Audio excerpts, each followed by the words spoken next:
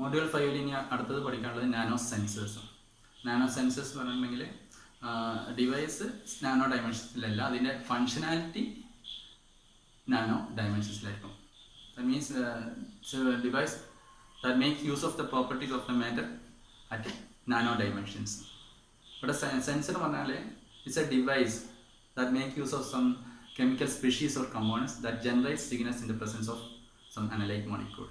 ഏതെങ്കിലും മോളിക്യൂൾ അനാലിസ് ചെയ്യാനുള്ള മോളിക്യൂളിൻ്റെ പ്രസൻസിൽ സിഗ്നൽസ് തരുന്ന ഏതെങ്കിലും കെമിക്കൽ സ്പെഷീസിനെ കമ്പോണൻസിനെ മേക്ക് യൂസ് ഓഫ് ചെയ്യുന്ന ഡിവൈസിനെ പറയുന്ന പേരാണ് സെൻസർ. നാനോ മെറ്റീരിയലിനെ സംബന്ധിച്ചിടത്തോളം അതിൻ്റെ പ്രോപ്പർട്ടീസ് ബൾക്ക് മെറ്റീരിയലിനെ വെച്ച് കൺസിഡർ ചെയ്ത് നോക്കുമ്പോൾ ഇൻ്റർലി ഡിഫറെൻ്റ് ആണ്. പലതരത്തിൽ അതിൻ്റെ പ്രോപ്പർട്ടീസ് പല പ്രോപ്പർട്ടീസും വളരെയധികം ഡിഫറെൻ്റ് ആണ് ബൾക്ക് മെറ്റീരിയലിനെ സംബന്ധിച്ചിടത്തോളം. So we are making use of the different properties of the nanomaterials. The different properties that we make use of are the large surface to volume ratio, the optical properties, physical properties, the electrochemical properties. Next topic, order from chaos, nanoscale organization for sensors. So the most important case in the development of sensors is that the translation from liquid state properties to solid state properties. This has to be done without any changes, without making any changes in the liquid phase property. The different substrates that we make use of in developing nanosensors are gold, platinum, or conducting glass. We are making use of different techniques in developing the nanosensors. There are 4 types. That's the first one, self-assembly. The second one, template method. Third one, biological assembly. And last one, lithographic method. First one, self-assembly. Self-assembly, it's one of the most widely used and simplest method of developing nano sensors. ഇത് അധികം metallic ആയിട്ടുള്ള nano materials metallic സബ്സ്ട്രേറ്റ്സിലോ അതല്ലെങ്കിൽ glass സബ്സ്ട്രേറ്റ്സിലോട്ട് attach ചെയ്യാൻ വേണ്ടിയിട്ടാണ് ഈ method നമ്മൾ ഉപയോഗിക്കുന്നത്. Self assembly ടെക്നിക്കിൽ ചെയ്യുന്നത് എന്താണെന്ന് വെച്ചാൽ ഈ സബ്സ്ട്രേറ്റ് ആദ്യം നന്നായി ക്ലീൻ ചെയ്യും. അപ്പം മെറ്റൽ സബ്സ്ട്രേറ്റ്സ് ആണെങ്കിൽ അതിനെ സംബന്ധിച്ചിടത്തോളം ക്ലീൻ സർഫേസ് നാനോ മെറ്റീരിയലിനെ മെറ്റാലിക് നാനോ മെറ്റീരിയലിനെ അബ്സോർബ് ചെയ്യാൻ പറ്റുന്ന തരത്തിൽ റെഡി ആയിരിക്കും. പക്ഷെ അതേസമയം അത് ഗ്ലാസ് സബ്സ്ട്രേറ്റ് ആണെങ്കിൽ നമ്മളതിൽ ഏതെങ്കിലും തരത്തിലുള്ള ആങ്കർ മോളിക്യൂൾസ് നമ്മൾ ഉപയോഗിക്കും. ഏതെങ്കിലും തരത്തിലുള്ള function groups, chemical function groups നമ്മൾ അതിൽ ഉപയോഗിക്കുക. അപ്പം ആൽഡിഹൈഡ്സ്, കീറ്റോൺസ്, ഏതെങ്കിലും തരത്തിലുള്ള സൊല്യൂഷൻസ്. അങ്ങനെ ക്ലീൻ ചെയ്ത ഈ സബ്സ്ട്രേറ്റ് ഈ ഫങ്ഷൻ ഗ്രൂപ്പ്സിലെ ഈ ആങ്കർ മോളിക്യൂൾസിൽ ഡിപ്പ് ചെയ്തതിന് ശേഷം ഇനി അതിനുശേഷം നമ്മൾ അത് നമ്മുടെ നാനോ മെറ്റീരിയൽസ് അതിനെ അബ്സോർബ് ചെയ്യാൻ വേണ്ടി വെക്കും. 2 തരത്തിലാണെങ്കിലും അതിൽ ഈ സബ്സ്ട്രേറ്റിൻ്റെ പൊസിഷനിൽ നമുക്ക് വേണ്ട തരത്തിലുള്ള നാനോ മെറ്റീരിയൽ അറ്റാച്ച് ചെയ്തിട്ടുള്ളൂ. അപ്പോൾ ഈ തരത്തിൽ നാനോ മെറ്റീരിയൽസ് അവിടെ ഫോം ചെയ്യുമ്പോൾ ഒരു ലെയർ ഫോം ചെയ്യുമ്പോൾ അതിനെ പറഞ്ഞ പേര് സെൽഫ് അസംബിൾഡ് ലെയർ എന്ന് പറയും. അത് ഒറ്റ ലെയർ ആണെങ്കിൽ അതിനെ self assembled mono layer SAM എന്ന് പറയും. സെൽഫ് അസംബിൾഡ് ലെയർ പറഞ്ഞാൽ SAL എന്ന് പറയും. സെൽഫ് അസംബിൾഡ് മോണോ ലെയർ പറഞ്ഞാൽ SAM എന്ന് പറയും. രണ്ടാമത്തെ മെത്തേഡ് പറഞ്ഞെങ്കിൽ ടെംപ്ലേറ്റ് മെത്തേഡാണ്. ടെംപ്ലേറ്റ് മെത്തേഡിൽ നമുക്ക് ഓരോ റീജിയൻസ് ഫാബ്രിക്കേറ്റ് ചെയ്യണം, ടെംപ്ലേറ്റ്സ് ഫോം ചെയ്യണം. 2 തരത്തിൽ ചെയ്യാൻ പറ്റും. പോളിമിത്തേൽ മെത്താക്രിലേറ്റ് PMMA പറയും. ഇത് ഉപയോഗിക്കുകയാണെങ്കിൽ അത് ഉപയോഗിച്ചിട്ട് പാറ്റേൺസ് ക്രിയേറ്റ് ചെയ്യണമെങ്കിൽ, സബ്സ്ട്രേറ്റ് ക്രിയേറ്റ് ചെയ്യണമെങ്കിൽ ആ PMMA ഉള്ള റീജിയൻസിന് ആ ഭാഗത്തൊക്കെ അത് പാസീവ് ആയിരിക്കും, നാനോ മെറ്റീരിയൽസ് പാസീവ് ആയിരിക്കും. അതല്ലാത്ത പൊസിഷനിൽ നാനോ മെറ്റീരിയൽസ് അഡർ ചെയ്ത് നിൽക്കും. അതേസമയം ഈ PMMAക്ക് പകരമായിട്ട് നമ്മൾ if you are using suitably charged microstructured polymers, ഏതെങ്കിലും ചാർജ് ചെയ്ത മൈക്രോസ്ട്രക്ചർഡ് പോളിമേഴ്സ് ഉപയോഗിക്കുകയാണെങ്കിൽ ആ ഏത് റീജിയനിലാണ് ആ പോളിമേഴ്സ് ഉള്ളത് ആ റീജിയൻസിൽ ഈ നാനോ മെറ്റീരിയൽസ് പോയി അറ്റാച്ച് ചെയ്യും. ഇപ്പോൾ 2 തരത്തിൽ ചെയ്യാം. ഒന്നെങ്കിൽ PMMA പോളിമിത്തേൽ മെത്താക്രിലേറ്റ് ഉപയോഗിച്ച് ചെയ്യാം. അപ്പോൾ അങ്ങനെയാണെങ്കിൽ ആ റീജിയൻസിന് പുറത്തുള്ള റീജിയൻസിൽ നമ്മുടെ നാനോ മെറ്റീരിയൽ അറ്റാച്ച് ചെയ്തു ആ പാറ്റേൺസ് ഡെവലപ്പ് ചെയ്യും. അതല്ലെങ്കിൽ പോളിമേഴ്സ് സ്യൂട്ടബിളി ചാർജ് ചെയ്ത മൈക്രോ സ്ട്രക്ചർഡ് പോളിമേഴ്സ് ഉപയോഗിക്കുകയാണെങ്കിൽ ആ പോളിമേഴ്സ് ഉപയോഗിച്ച ഭാഗത്ത് നാനോ മെറ്റീരിയൽസ് അറ്റാച്ച് ചെയ്യും. ഇതല്ലാതെ മൂന്നാമത്തെ രീതി പറഞ്ഞിട്ടുണ്ടെങ്കിൽ നമ്മൾ ഈ ലൈറ്റ് ഉപയോഗിച്ചിട്ട് നമ്മൾ പാറ്റേൺസ് ക്രിയേറ്റ് ചെയ്യും. ഈ ലൈറ്റ് ഉപയോഗിച്ച് പാറ്റേൺസ് ക്രിയേറ്റ് ചെയ്തിട്ടുണ്ടെങ്കിൽ ആ ലൈറ്റ് ഉപയോഗിച്ച് ആ പാറ്റേൺസ് ഉള്ള ഭാഗത്ത് നാനോ മെറ്റീരിയൽസിന് റീജിയൻസ് പാസീവ് ആയിരിക്കും. അതായത് ആ ഭാഗത്ത് നാനോ മെറ്റീരിയൽസ് അറ്റാച്ച് ആവില്ല. അതേസമയം ലൈറ്റ് എക്സ്പോസ് ചെയ്യപ്പെടാത്ത സ്ഥലങ്ങളിൽ പുറമെയുള്ള ഭാഗങ്ങളിൽ നാനോ മെറ്റീരിയൽസ് അറ്റാച്ച് ചെയ്യപ്പെടും. അപ്പോൾ ഇതാണ് ടെംപ്ലേറ്റ് മെത്തേഡ്. മൂന്ന് തരത്തിലാണ് അത് ചെയ്യുന്നത്. അടുത്ത മെത്തേഡ് പറഞ്ഞാൽ മൂന്നാമത്തെ മെത്തേഡ് പറഞ്ഞാൽ biological assembly. Here we are making use of biological entities. അപ്പോൾ നമ്മൾ കോംപ്ലിമെൻ്ററി DNA സ്റ്റാൻസ് ഒക്കെ നമ്മൾ ചെയ്യും. കോംപ്ലിമെൻ്ററി DNA സ്റ്റാൻസ് പറഞ്ഞാൽ നമ്മൾ DNA സ്റ്റാൻസിൻ്റെ അതേ ഒരു സിന്തറ്റിക് ആയ DNA സ്ട്രക്ചർ പറയാം. DNA സ്ട്രക്ചർ നമുക്കറിയാം അല്ലേ, ഹെലിക്കൽ ആയിട്ടുള്ള സ്ട്രക്ചേഴ്സ് അല്ലേ. അപ്പോൾ ഈ ഹെലിക്കൽ ബയോമോളിക്യൂൾസ് അല്ലെങ്കിൽ ഇതേപോലെ DNA സ്റ്റാൻസ് ഒക്കെ നമ്മളത് ഏതെങ്കിലും സബ്സ്ട്രേറ്റിൽ നമ്മൾ ഇമ്മോബിലൈസ് ചെയ്ത് മൂവ് ചെയ്യാൻ പറ്റാത്ത തരത്തിൽ വെച്ചതിന് ശേഷം നാനോ മെറ്റീരിയൽസ് അതിനെ അറ്റാച്ച് ചെയ്യും. അപ്പോൾ എന്താ സംഭവിക്കുക, നമുക്ക് വയേഴ്സോ അല്ലെങ്കിൽ ഈ ഹെലിക്കൽ സ്ട്രക്ചേഴ്സ് ഒക്കെ ആയിട്ട് നാനോ മെറ്റീരിയൽസ് നമുക്ക് ഫോം ചെയ്ത് കിട്ടും. ഇത് ബയോമോളിക്യൂൾസിനെ സംബന്ധിച്ചിടത്തോളം അതിൻ്റെ ഒട്ടേറെ ഗുണങ്ങളുണ്ട്. പ്രത്യേകം പറഞ്ഞാൽ recognition based organisation ability. Biomolecules പറഞ്ഞാൽ എന്തൊക്കെ വരും, അതിൻ്റെ മൊത്തത്തിലുള്ള ക്ലാസിഫിക്കേഷൻ പറഞ്ഞിട്ടുണ്ടെങ്കിൽ carbohydrates, proteins, nucleic acids, lipids ഒക്കെ വരും. പിന്നെ അതിൻ്റെ താഴോട്ട് പോകും. നമ്മൾ സൾഫർ വരുന്നുണ്ട്, വാട്ടറൊക്കെ വരുന്നുണ്ട് അല്ലേ. ഓരോ നമ്മുടെ ബോഡിയിലുള്ള ഓരോ ഈ ബയോമോളിക്യൂൾസ് പ്രത്യേക തരത്തിലാണ് അതിൻ്റെ ഫോർമേഷൻ. ഓരോ പ്രോട്ടീനും കാർബോഹൈഡ്രേറ്റൊക്കെ ഡിപ്പോസിറ്റ് ചെയ്യുന്ന സെൽസൊക്കെ മോളിക്യൂൾസൊക്കെ അറ്റാച്ച് ചെയ്ത് വരുന്നതൊക്കെ അതിൻ്റെ ഫംഗ്ഷൻസ് ഒക്കെ ഒരു പ്രത്യേക തരത്തിലാണ്. അതാണ് റിക്കഗ്നിഷൻ ബേസ്ഡ് ഓർഗനൈസേഷൻ അബിലിറ്റി. അപ്പോൾ ഇതും നമ്മുടെ ഈ നാനോ മെറ്റീരിയൽസിൻ്റെ പാറ്റേണിങ്ങിൽ നമ്മൾ ഉപയോഗിക്കുന്നു. അതുപോലെ ഈ interactions between antigens and antibodies, ഇതും നമ്മൾ നാനോ മെറ്റീരിയൽസിൻ്റെ ബയോളജിക്കൽ അസംബ്ലിങ്ങിന് നമ്മൾ ഉപയോഗിക്കുന്നത്. ഈ ആൻറ്റിജൻ ആൻറ്റിബോഡി ഇൻട്രാക്ഷൻ വളരെയധികം സ്റ്റേബിളായി, കെമിക്കലി സ്റ്റേബിളായിരിക്കും. മാത്രമല്ല അത് ഒട്ടേറെ ഇക്വിലിബ്രിയം കോൺസ്റ്റൻസ് അത് ഉപയോഗിക്കുന്നുണ്ട്. അപ്പോൾ അതുകൊണ്ട് തന്നെ വളരെ ഫൈൻ കൺട്രോൾ ചെയ്തിട്ട് നമുക്ക് ഈ പാറ്റേൺസ് ഡെവലപ്പ് ചെയ്യാൻ പറ്റും. ഇതാണ് ബയോളജിക്കൽ അസംബ്ലി. നാലാമത്തെ കേസ് പറഞ്ഞിട്ടുണ്ടെങ്കിൽ ലിത്തോഗ്രാഫിക് ടെക്നിക്സ്. ലിത്തോഗ്രാഫിക് ടെക്നിക്സ് പറഞ്ഞിട്ടുണ്ടെങ്കിൽ നമ്മൾ ഏതെങ്കിലും മോളിക്കുലറോ അല്ല നാനോ ആർക്കിടെക്ചേഴ്സ് നമ്മൾ ഡെവലപ്പ് ചെയ്യണം. ഏതെങ്കിലും തരത്തിലുള്ള ഡിഫറെൻറ്റ് ടൈപ്സ് ഓഫ് പ്രോബ്സ് നമ്മൾ പഠിച്ച പല തരത്തിലുള്ള പ്രോബ്സ് ഉണ്ടായിരുന്നു. നമ്മൾ തേർഡ് മോഡ്യൂൾ പഠിച്ച ആറ്റോമിക് ഫോഴ്സ് മൈക്രോസ്കോപ്പി, AFM, അതുപോലെ സ്കാനിങ് പ്രോബ് മൈക്രോസ്കോപ്പി, SPM, അതുപോലെ തന്നെ focused iron beam lithography, FIB, അതുപോലെ തന്നെ ഇലക്ട്രോൺ ബീം ലിത്തോഗ്രാഫി. ഇതൊക്കെ ഉപയോഗിച്ച് നമ്മൾ പാറ്റേൺസ് ക്രിയേറ്റ് ചെയ്യാം. ഇതിന് വേറെ പ്രത്യേകത പറഞ്ഞിട്ടുണ്ടെങ്കിൽ നാനോ പെൻസിനെ ഉപയോഗിക്കാൻ പറ്റും. We can make use of nano pens to write or develop patterns. Nano pens പറഞ്ഞിട്ടുണ്ടെങ്കിൽ നമ്മൾ we are make use of molecular liquids that flow through microfluidic channels. വളരെ ചെറിയ മൈക്രോഫ്ലൂയിഡിക് ചാൻസിലൂടെ ഈ AFM ടിപ്പിലോട്ട് പാസ് ചെയ്യുന്ന തരത്തിൽ നമ്മൾ പെന്നിന് മോളിക്കുലർ ലിക്വിഡ്സിനെ ഉപയോഗിക്കുന്നു. അത് ഉപയോഗിച്ച് നമ്മൾ പാറ്റേൺസ്. അപ്പോൾ AFMൻ്റെ ആ ടിപ്പിൽ അതിൻ്റെ ടിപ്പിലോട്ട് മോളിക്കുലർ ഇങ്ക് വരികയാണ്. എന്നിട്ട് അത് ഉപയോഗിച്ചിട്ട് അതിൻ്റെ മൂവ്മെൻറ്റ് അനുസരിച്ച് നമുക്ക് പാറ്റേൺ ക്രിയേറ്റ് ചെയ്യാൻ പറ്റും.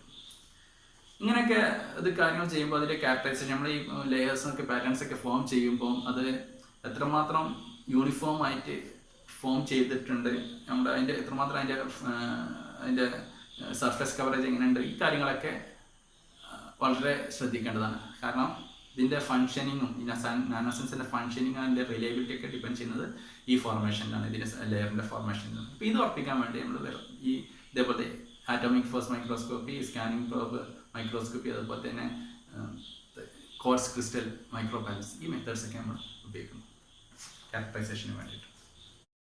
അടുത്ത topic perception. Nano sensors based on optical properties. Nano മെറ്റീരിയൽസിനെ സംബന്ധിച്ചിടത്തോളം അതിൻ്റെ പ്രത്യേകത പറഞ്ഞിട്ടുണ്ടെങ്കിൽ കളേഴ്സാണ്.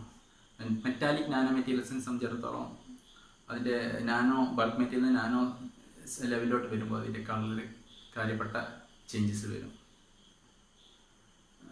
This is due to the excited electron cloud present on its surface. This feature in the UV visible absorption spectroscopy is called surface plasmon resonance, SPR എന്ന് പറയും. ഈ SPR നമുക്ക് ഒരു ഒപ്റ്റിക്കൽ പ്രോപ്പർട്ടി ബേസ് ചെയ്ത് നാനോ സെൻസസ് ഡെവലപ്പ് ചെയ്യുമ്പോൾ നമുക്കത് ഉപയോഗിക്കാൻ കഴിയും. നാനോ മെറ്റീരിയലിൻ്റെ സൈസിനെ കുറിച്ചിട്ടും അതിൻ്റെ നാനോ മെറ്റീരിയൽസിൻ്റെ എൻവിറോൺമെൻറ്റിനെ കുറിച്ചിട്ടൊക്കെ പഠിക്കാൻ ഈ SPRൽ എന്തൊക്കെ നമ്മൾ ഷിഫ്റ്റുകൾ വരുന്നു, അതിൻ്റെ എന്തെങ്കിലും ചേഞ്ചസ് വരുന്നുണ്ടെങ്കിൽ അത് വെച്ച് നമുക്ക് ക്വാണ്ടിഫൈ ചെയ്യാനും ക്വാളിറ്റേറ്റീവ്ലി മെഷർ ചെയ്യാനും പറ്റും.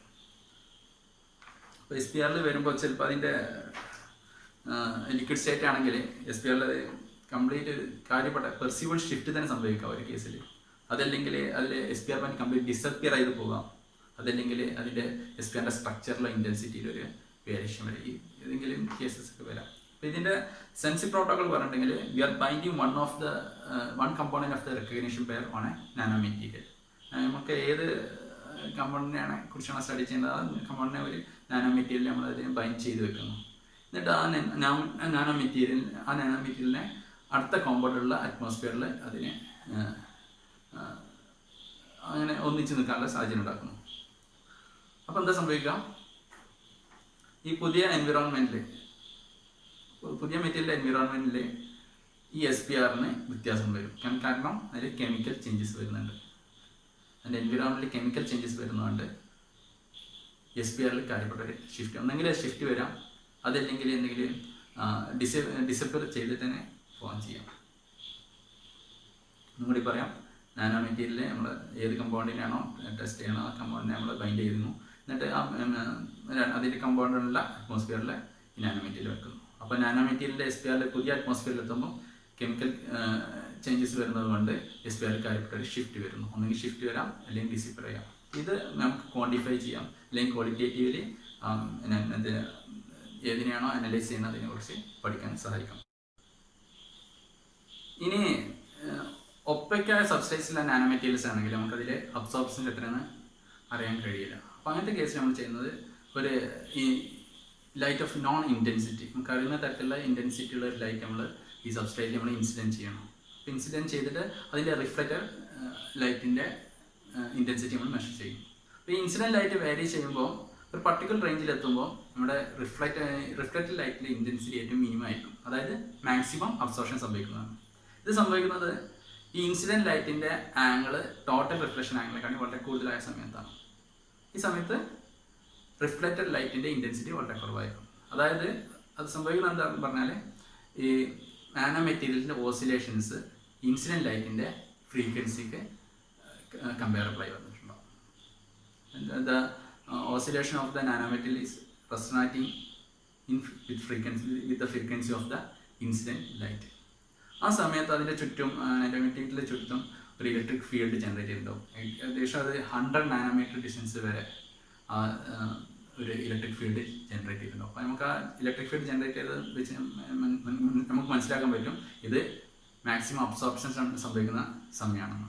ഇനി നമ്മൾ ഈ മെറ്റീരിയൽ നമ്മൾ ഏതെങ്കിലും ഒരു റീജിയനിലോട്ട് വരികയാണെങ്കിൽ ഏതെങ്കിലും നമ്മൾ ടെസ്റ്റിങ് ചെയ്യുമ്പോൾ അവിടെ എന്താ സംഭവിക്കാം, അവിടുത്തെ റിഫ്രാക്റ്റീവ് ഇൻഡെക്സ് ആ മെറ്റീരിയൽസ് മീഡിയത്തിൻ്റെ റിഫ്രാക്റ്റീവ് ഇൻഡെക്സ് മാറും, ഇൻസിഡൻറ്റ് ആംഗിൾ വ്യത്യാസം വരും അവിടെ എൻവിറോൺമെൻറ്റ് അനുസരിച്ച്. അപ്പോൾ എന്ത് സംഭവിക്കും, ഈ SPRൽ കാര്യപ്പെട്ട ഒരു ഷിഫ്റ്റ് വരും. ഈ SPRൽ കാര്യപ്പെട്ട ഷിഫ്റ്റ് വരുമ്പോൾ എന്ത് സംഭവിക്കും, ഈ 100 നാനോമീറ്ററിലെ ഇലക്ട്രിക് ഫീൽഡിലും വ്യത്യാസം വരും. അപ്പോൾ ഈ ഇലക്ട്രിക് ഫീൽഡിൻ്റെ വ്യത്യാസം മെഷർ ചെയ്തിട്ട് നമുക്ക് എത്രമാത്രം എൻവിറോൺമെൻറ്റ് നാനോ മെറ്റീരിയൽസ് ഉണ്ട്, അല്ലെങ്കിൽ അനലൈറ്റ് മോളിക്യൂൾസിൻ്റെ പ്രത്യേകത എന്താണ്, അതല്ലെങ്കിൽ എൻ്റെ ക്വാണ്ടിറ്റി എന്താണ് അല്ലെങ്കിൽ വേറെ ഏതെങ്കിലും ക്വാളിറ്റീസ് ഫീച്ചേഴ്സ് ഉണ്ടെന്ന് മനസ്സിലാക്കാൻ മെഷർ ചെയ്യാൻ കഴിയും.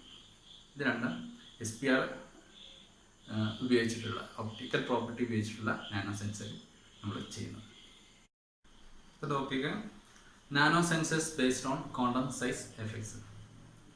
നാനോ മെറ്റീരിയലിനെ സംബന്ധിച്ചിടത്തോളം അതിൻ്റെ ഇലക്ട്രോണിക് അതുപോലെ തന്നെ ഇലക്ട്രോ കെമിക്കൽ പ്രോപ്പർട്ടീസൊക്കെ ബൾക്ക് മെറ്റീരിയലിനെ സംബന്ധിച്ചിടത്തോളം വളരെയധികം എൻ്റയർലി ഡിഫറെൻ്റ് ആയിരിക്കും.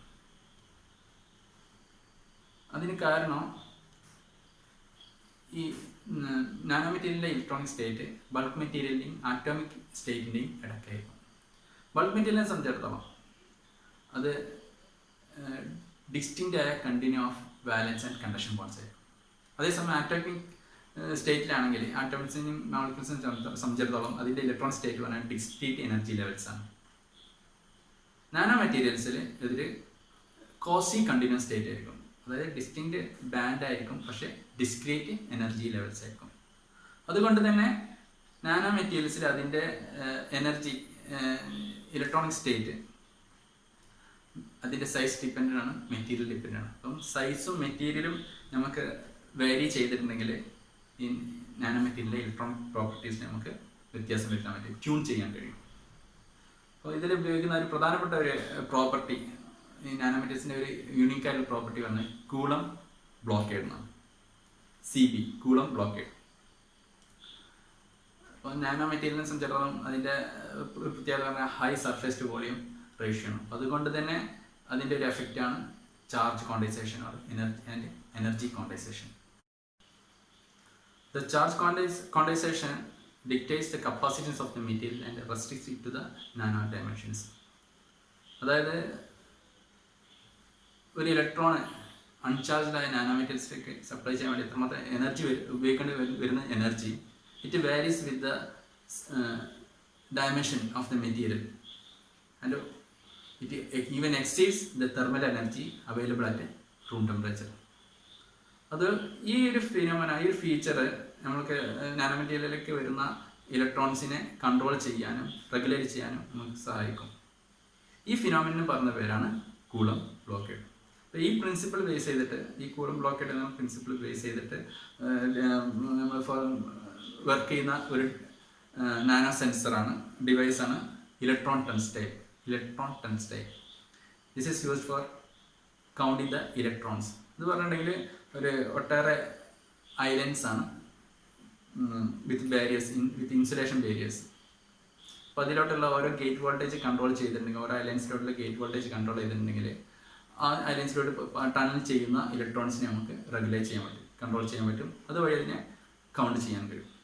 അപ്പം ഈ കോണ്ടൻസൈസ് എഫക്റ്റിൽ വർക്ക് ചെയ്യുന്ന ഒരു സെൻസർ എന്ന് പറയുന്നത്, ഈ ഫിനോമിന പറഞ്ഞത് കൂളം ബ്ലോക്കേഡ്, അതിൽ വർക്ക് ചെയ്യുന്ന ഒരു സെൻസർ ഡിവൈസ് പറഞ്ഞിട്ടുണ്ടെങ്കിൽ electron turnstile. Semi conducting metal oxide nano materials chemo resistance gas sensors ആയിട്ട് വള്ളി യൂസ് ചെയ്യുന്നുണ്ട്. Fire detection, single gas detection, humidity sensors ആയിട്ട് semi conducting metal oxide nano materials ഉപയോഗിക്കാം.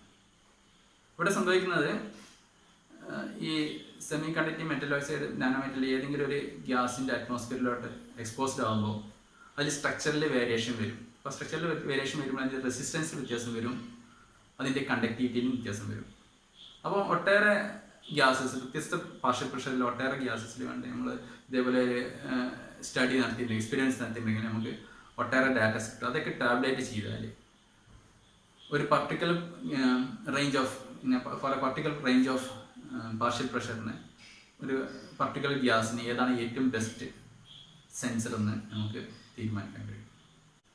ഇന്നത്തെ വീഡിയോയിൽ പറഞ്ഞിട്ടുള്ളത്, എക്സ്പ്ലെയിൻ ചെയ്തത് nano sensors, nano sensors develop ചെയ്യുന്ന 4 ടെക്നിക്സ്, പിന്നെ nano sensors based on optical property, and finally nano sensors based on quantum size.